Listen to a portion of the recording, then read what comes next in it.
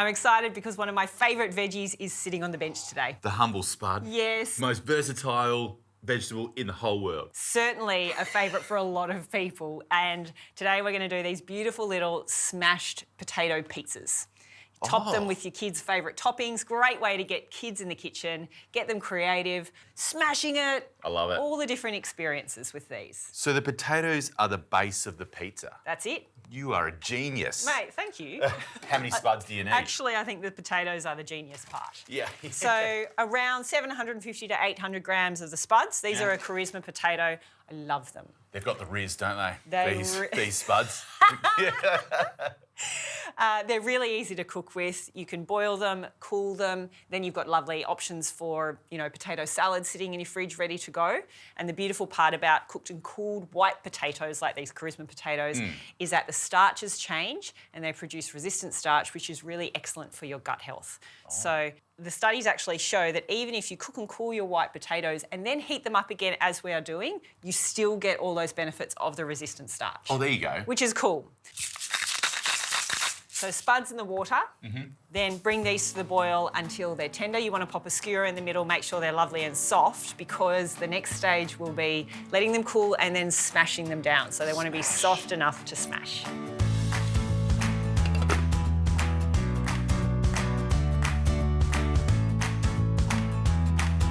Potatoes are cooked and cooled, which is exactly where we want them. Okay. I'm just going to make a tiny little star incision in the top of each. In case yours haven't split, it's a good little tip just so that they don't completely mash out.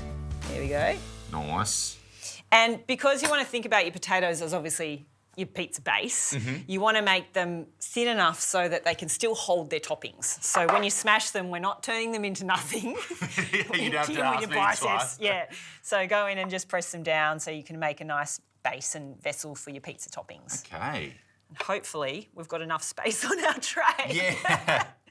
But you can see how this would be really fun with kids. Kids love smashing, grating, just getting their hands in anything really. Any excuse to smash something. Yeah, that's it. Introduction to foods in different ways for children is really important. Yes, in the kitchen obviously is the critical one. But when they can see food in different scenarios, it helps them understand more about food, textures, experience. So, I'm all up for that kind of stuff. Lovely. And then a pretty generous amount of extra virgin olive oil and a pinch of salt, because then we'll get them into the oven, a 180-degree oven, for about 45 minutes. Okay. And they need the initial cook because you want your potatoes to be lovely and crispy. Yep. If we load on all the toppings and then get them in the oven, things won't cook at the same time. So you'll have overcooked toppings and crispy potatoes or vice versa. So we'll get these into the oven and let them cook.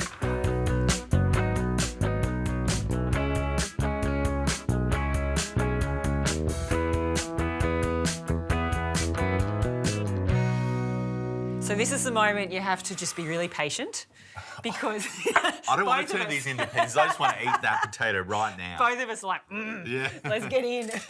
But we want to turn them into little mini pizzas. Yeah. So let's get our tomato paste into the middle as you would a pizza. Okay. Use as little or as much as you like. And this is a good one too, because not all children, I'm discovering, I've got 3. So not all of them like the tomato paste. So this one you can do, simple cheese as your base, or you could spread a smooth ricotta over the base if you wanted to, and then just go in with your toppings as you would usually. And it's a choose your own adventure kind of topping style.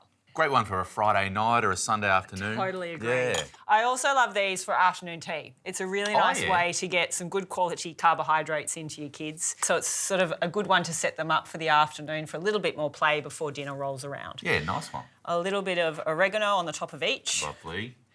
And then, what do your kids like on their pizzas?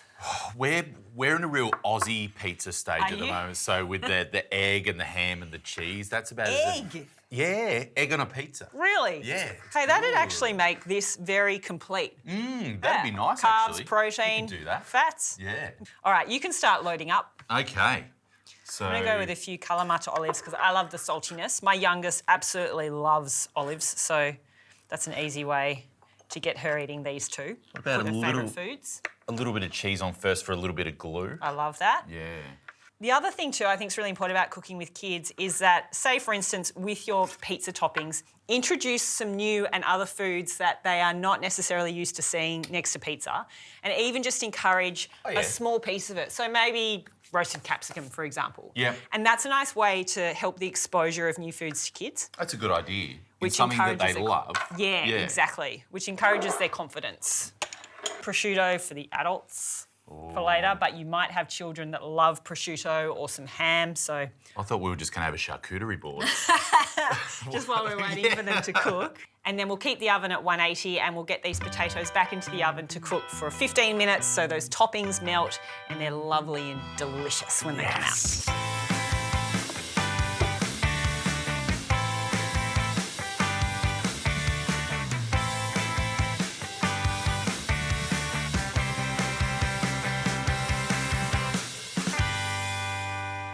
I promised you it would be worth the wait.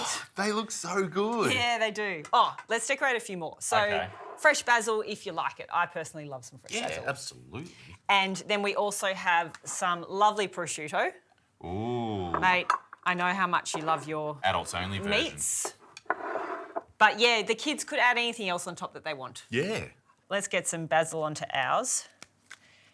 And then we'll do a little piece of prosciutto. Yeah. So I'll do some basil on that one too. Nice one. And then lovely finely sliced prosciutto. And I always make a little... A little prosciutto tulip. Yeah. A little rose. Just a little twirl. Just let it fall as it may. Yeah. And that's it. It's a pretty easy recipe.